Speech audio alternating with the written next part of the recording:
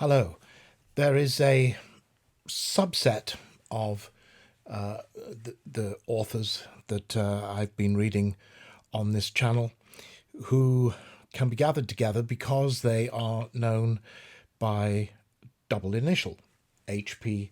Lovecraft, of course. And there's also, I'll forget them all now, E.F. Benson and they're not immediately recorded here. There's W.F. Harvey and there's W.W. Jacobs, who wrote The Monkey's Paw, and A.A. Milne, and J.M. Barrie has been mentioned along the way.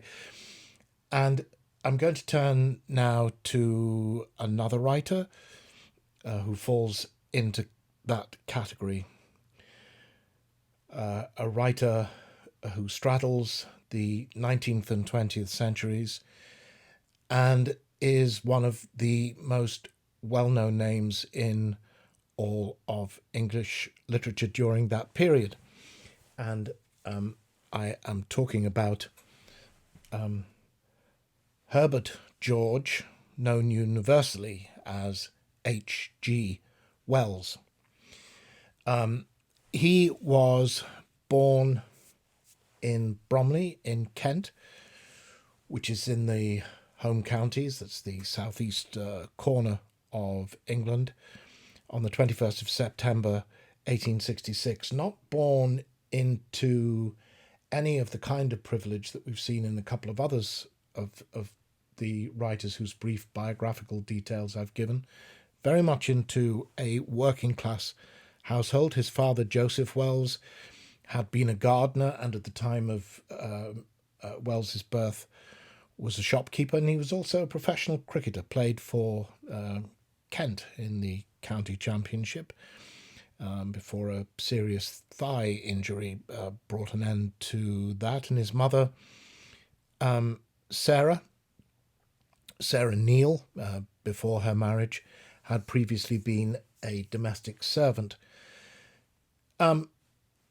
It wasn't the happiest of marriages. Wells was the fourth of four children. They never divorced, but they were for quite a long period of time later in their marriage separated. Wells himself is, well, he's written across so many aspects of literature. I can't possibly try and summarize them all here.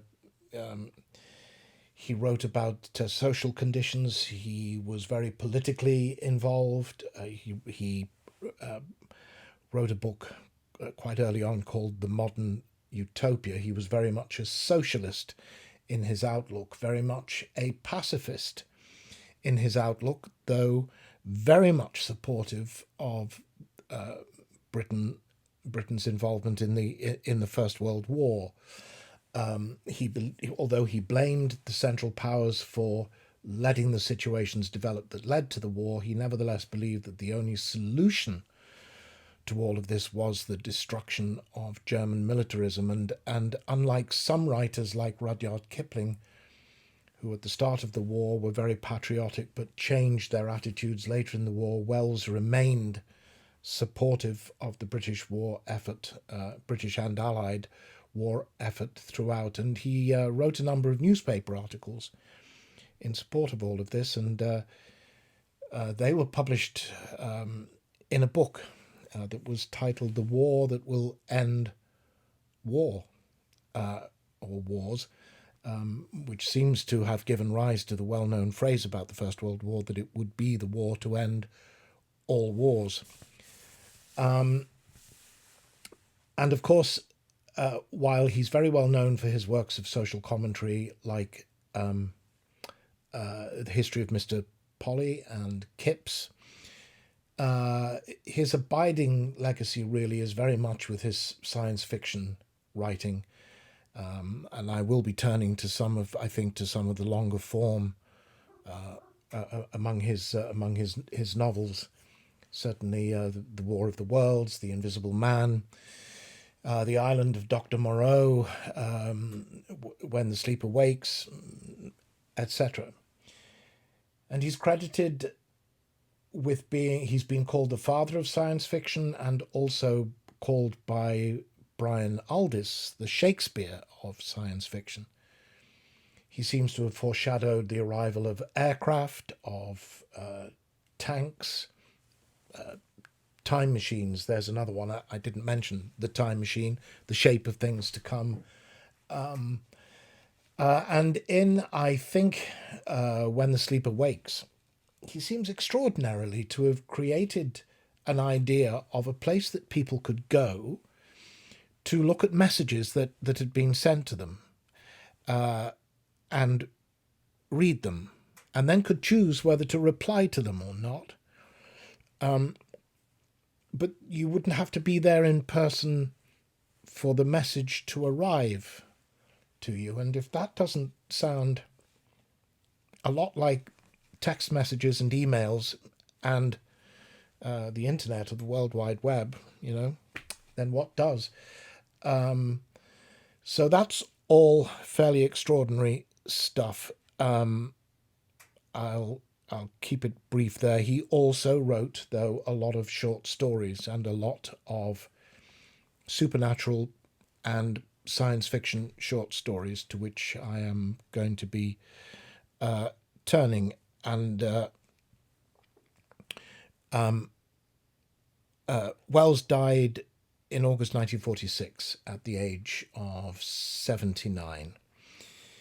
The story I'm going to read, which is called The Red Room, was written by Wells in 1894 and was first published in the Idler magazine in 2 years later, in 1896. So this is, or will be when I find the page,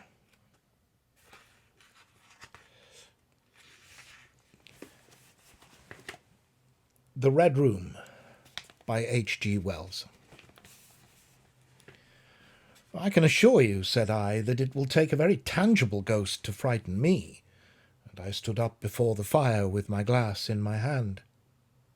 Well, it's your own choosing, said the man with the withered arm, and glanced at me askance. 28 years, said I have lived, and never a ghost have I seen as yet. The old woman sat staring hard into the fire, her pale eyes wide open. Aye, she broke in, and 28 years you have lived and never seen the likes of this house, I reckon. There's a many things to see when one's still but 28. She swayed her head slowly from side to side. A many things to see and sorrow for. I half suspected the old people were trying to enhance the spiritual terrors of their house by their droning insistence. I put down my empty glass on the table and looked about the room and caught a glimpse of myself, abbreviated and broadened to an impossible sturdiness, in the queer old mirror at the end of the room. Well, I said, if I see anything tonight, I shall be so much the wiser, for I come to the business with an open mind. Well, it's your own choosing, said the man with the withered arm once more. I heard the sound of a stick and a shambling step on the flags in the passage outside, and the door creaked on its hinges as a second old man entered, more bent, more wrinkled, more aged even than the first. He supported himself by a single crutch. His eyes were covered by a shade, and his lower lip, half averted, hung pale and pink from his decaying yellow teeth. He made straight for an armchair on the opposite side of the table, sat down clumsily, and began to cough. The man with the withered arm gave this newcomer a short glance of positive dislike. The old woman took no notice of his arrival, but remained with her eyes fixed steadily on the fire. I said, it's your own choosing, said the man with the withered arm, when the coughing had ceased for a while. It's my own choosing, I answered. The man with the shade became aware of my presence for the first time, and threw his head back for a moment and sideways to see me. I caught a momentary glimpse of his eyes, small and bright and inflamed. And then he began to cough and splutter again. "Why don't you drink?" said the man with the withered arm, pushing the beer toward him. The man with the shade poured out a glassful with a shaky arm that splashed half as much again on the deal table. A monstrous shadow of him crouched upon the wall and mocked his action as he poured and drank. I must confess I had scarce expected these grotesque custodians. There is to my mind something inhuman in senility, something crouching and atavistic. The human qualities seem to drop from old people insensibly, day by day. The three of them made me feel uncomfortable with their gaunt silences, their bent carriage, their evident unfriendliness to me and to one another. "If," said I, "you will show me to this haunted room of yours, I will make myself comfortable there." The old man with the cough jerked his head back so suddenly that it startled me, and shot another glance of his red eyes at me from under the shade, but no one answered me. I waited a minute, glancing from one to the other. "If," I said a little louder, "if you will show me to this haunted room of yours, I will relieve you from the task of entertaining me." "There's a candle on the slab outside the door," said the man with the withered arm, looking at my feet as he addressed me. "But if you go to the Red Room tonight—" "This night of all nights," said the old woman, "you go alone." "Very well," I answered. "And which way do I go?" "You go along the passage for a bit," said he, "till you come to a door. Through that is a spiral staircase. Halfway up that is a landing and another door covered with baize. Go through that and down the long corridor to the end, and the Red Room is on your left, up the steps." "Have I got that right?" I said, and repeated his directions. He corrected me in one particular. "Are you really going?" said the man with the shade, looking at me again for the third time with that queer, unnatural tilting of the face. "This night of all nights," said the old woman.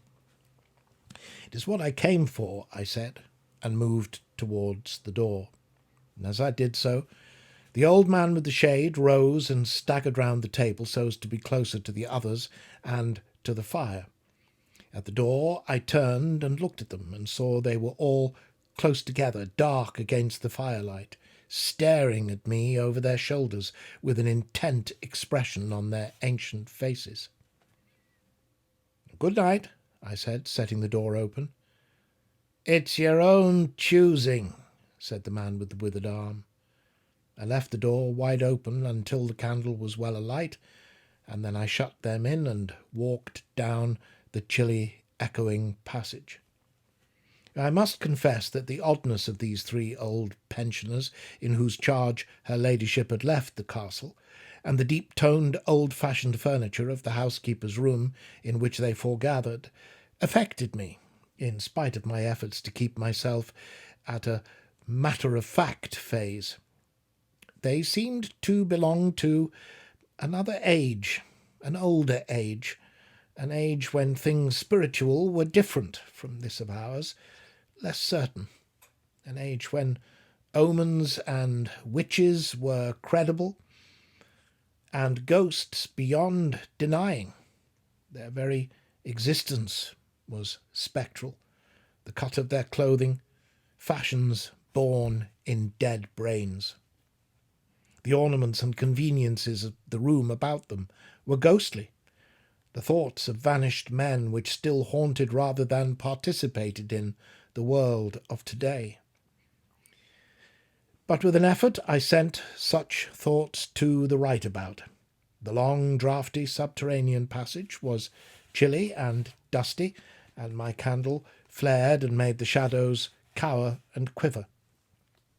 The echoes rang up and down the spiral staircase, and a shadow came sweeping up after me, and one fled before me into the darkness overhead.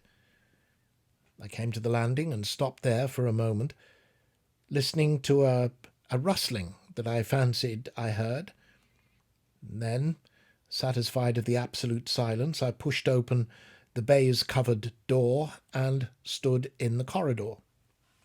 The effect was scarcely what I expected, for the moonlight, coming in by the great window on the grand staircase, picked out everything in vivid black shadow or silvery illumination. Everything was in its place. The house might have been deserted on the yesterday instead of 18 months ago. There were candles in the sockets of the sconces, and whatever dust had gathered on the carpets or upon the polished flooring was distributed so evenly as to be invisible in the moonlight. I was about to advance and stopped abruptly. A bronze group stood upon the landing, hidden from me by the corner of the wall, but its shadow fell with marvellous distinctness upon the white panelling, and gave me the impression of someone crouching to waylay me. I stood rigid for half a minute, perhaps, and then, with my hand in the pocket that held my revolver, I advanced, only to discover a Ganymede and eagle glistening in the moonlight. That incident for a time restored my nerve, and a porcelain Chinaman on a buhl table, whose head rocked silently as I passed him, scarcely startled me. The door to the Red Room and the steps up to it were in a shadowy corner. I moved my candle from side to side in order to see clearly the nature of the recess in which I stood before opening the door. Here it was, thought I, that my predecessor was found, and the memory of that story gave me a sudden twinge of apprehension. I glanced over my shoulder at the Ganymede in the moonlight, and opened the door of the Red Room rather hastily, with my face half turned to the pallid silence of the landing. I entered, closed the door behind me at once, turned the key I found in the lock within, and stood with the candle held aloft, surveying the scene of my vigil, the great Red Room of Lorraine Castle, in which the young Duke had died, or rather in which he had begun his dying, for he had opened the door and fallen headlong down the steps I had just ascended. That had been the end of his vigil, of his gallant attempt to conquer the ghostly tradition of the place, and never, I thought, had apoplexy better served the ends of superstition. And there were other and older stories that clung to the room, back to the half-credible beginning of it all, the tale of a timid wife and the tragic end that came to her husband's jest of frightening her. And looking around that large, shadowy room, with its shadowy window bays, its recesses and alcoves, one could well understand the legends that had sprouted in its black corners, its germinating darkness. My candle was a little tongue of flame in its vastness, that failed to pierce the opposite end of the room, and left an ocean of mystery and suggestion beyond its island of light. I resolved to make a systematic examination of the place at once, and dispel the fanciful suggestions of its obscurity before they obtained a hold upon me. After satisfying myself of the fastening of the door, I began to walk about the room, peering round each article of furniture, tucking up the valances of the bed and opening its curtains wide. I pulled up the blinds and examined the fastenings of the several windows before closing the shutters, leant forward and looked up the blackness of the wide chimney, and tapped at the dark oak panelling for any secret opening. There were 2 big mirrors in the room, each with a pair of sconces bearing candles, and on the mantel-shelf too were more candles in china candlesticks. All these I lit one after the other. The fire was laid, an unexpected consideration from the old housekeeper, and I lit it to keep down any disposition to shiver. And when it was burning well, I stood round with my back to it and regarded the room again. I had pulled up a chintz-covered armchair and a table to form a kind of barricade before me, and on this lay my revolver ready to hand. My precise examination had done me good, but I still found the remote darkness of the place and its perfect stillness too stimulating for the imagination. The echoing of the stir and crackling of the fire was no sort of comfort to me. The shadow in the alcove, at the end in particular, had that undefinable quality of a presence, that odd suggestion of a lurking, living thing that comes so easily in silence and solitude. At last, to reassure myself, I walked with a candle into it and satisfied myself that there was nothing tangible there. I stood that candle upon the floor of the alcove and left it in that position. By this time I was in a state of considerable nervous tension, although to my reason there was no adequate cause for the condition. My mind, however, was perfectly clear. I postulated quite unreservedly that nothing supernatural could happen, and to pass the time I began to string some rhymes together, Ingoldsby fashion, of the original legend of the place. A few I spoke aloud, but the echoes were not pleasant, and for the same reason I also abandoned, after a time, a conversation with myself upon the impossibility of ghosts and haunting. My mind reverted to the 3 old and distorted people downstairs, and I tried to keep it upon that topic. The sombre reds and blacks of the room troubled me. Even with 7 candles, the place was merely dim. The one in the alcove flared in a draught, and the fire flickering kept the shadows and penumbra perpetually shifting and stirring. Casting about for a remedy, I recalled the candles I had seen in the passage, and, with a slight effort, walked out into the moonlight, carrying a candle and leaving the door open, and presently returned with as many as 10. These I put in various knick-knacks of china with which the room was sparsely adorned, lit and placed where the shadows had lain deepest, some on the floor, some in the window recesses, until at last my 17 candles were so arranged that not an inch of the room but had the direct light of at least one of them. It occurred to me that when the ghost came, I could warn him not to trip over them. The room was now quite brightly illumined. There was something very cheery and reassuring in those little streaming flames, and snuffing them gave me an occupation and afforded a reassuring sense of the passage of time. Even with that, however, the brooding expectation of the vigil weighed heavily upon me. It was after midnight that the candle in the alcove suddenly went out, and the black shadow sprang back to its place. I did not see the candle go out. I simply turned and saw that the darkness was there, as one might start and see the unexpected presence of a stranger. "By Jove," said I aloud, "that draught's a strong one," and taking the matches from the table, I walked across the room in a leisurely manner to relight the corner again. My first match would not strike, and as I succeeded with the second, something seemed to blink on the wall before me. I turned my head involuntarily and saw that the 2 candles on the little table by the fireplace were extinguished.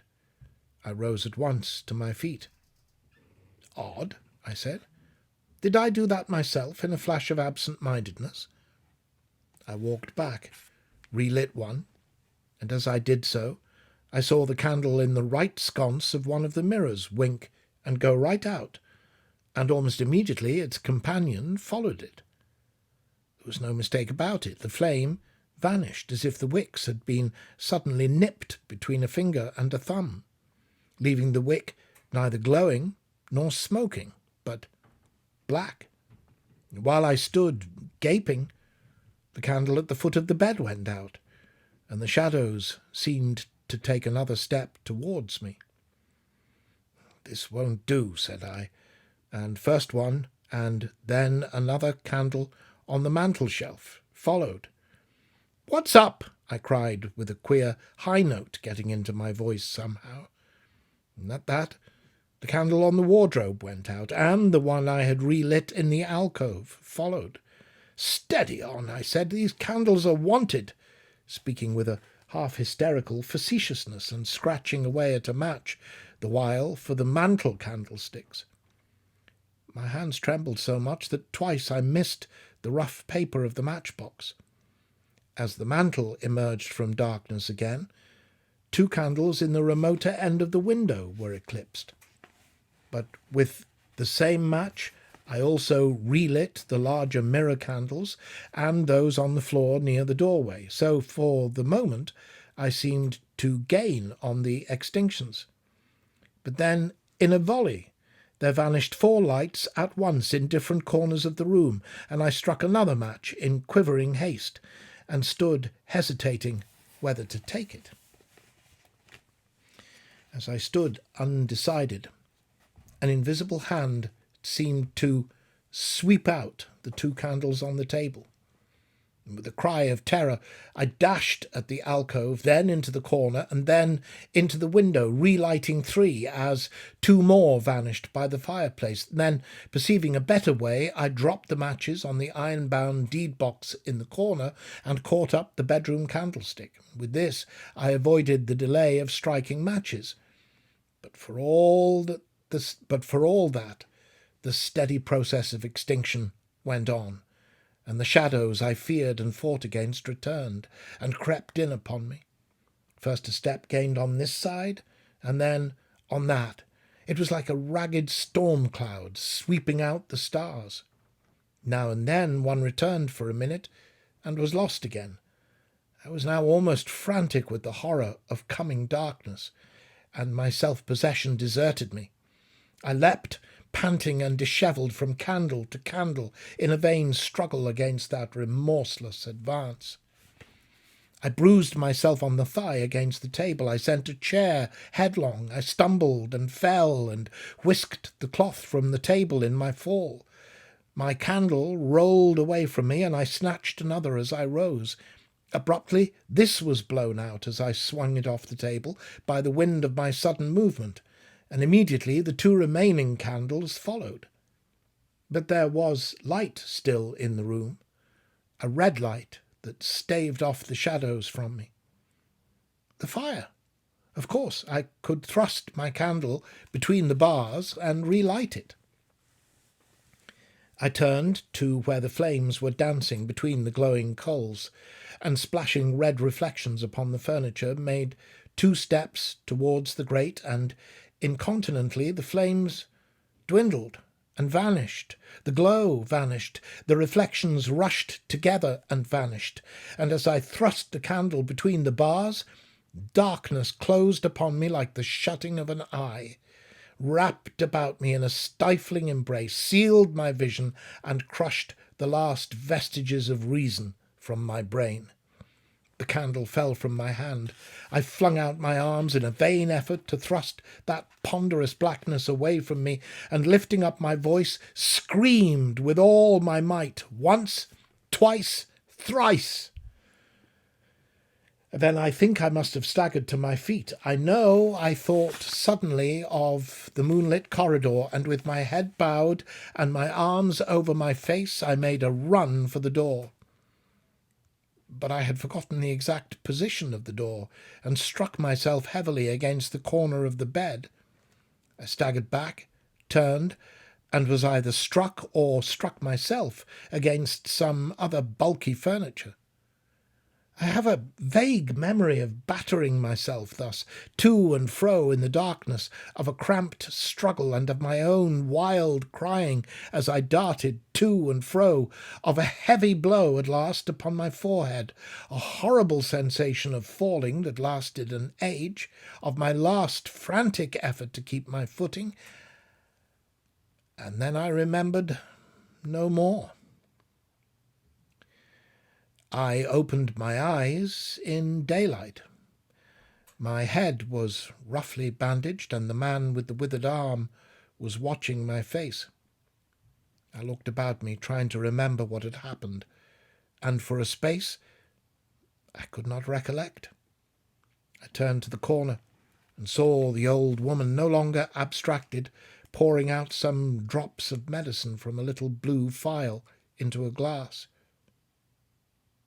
"Where am I?" I asked. "I seem to remember you, but I cannot remember who you are." They told me then, and I heard of the haunted Red Room as one who hears a tale. "We found you at dawn," said he, "and there was blood on your forehead and lips." It was very slowly I recovered my memory of my experience. "You believe now," said the old man, "that the room is haunted?" He spoke no longer as one who greets an intruder, but as one who grieves for a broken friend. "Yes," said I, "the room is haunted." "And you have seen it, and we who have lived here all our lives have never set eyes upon it, because we have never dared. Tell us, is it truly the old Earl who—" "No," said I, "it is not." "I told you so," said the old lady, with the glass in her hand. "It is his poor young countess who was frightened." "It is not," I said. "There is neither ghost of Earl nor ghost of Countess in that room. There is no ghost there at all, but worse, far worse." "Well?" they said. "The worst of all the things that haunt poor mortal man," said I, "and that is, in all its nakedness, fear.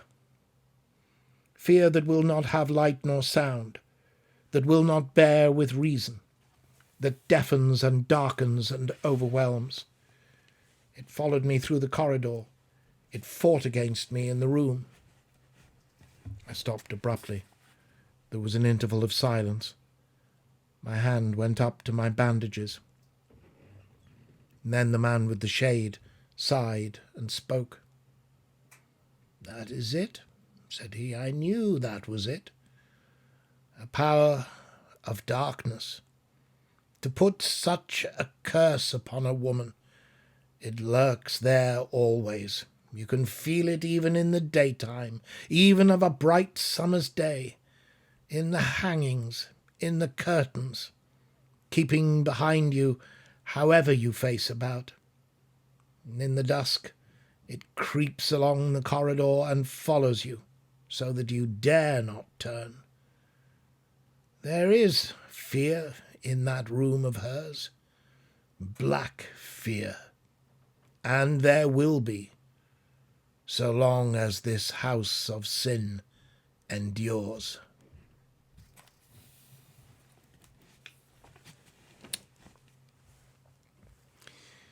Thank you for watching, and thank you for listening.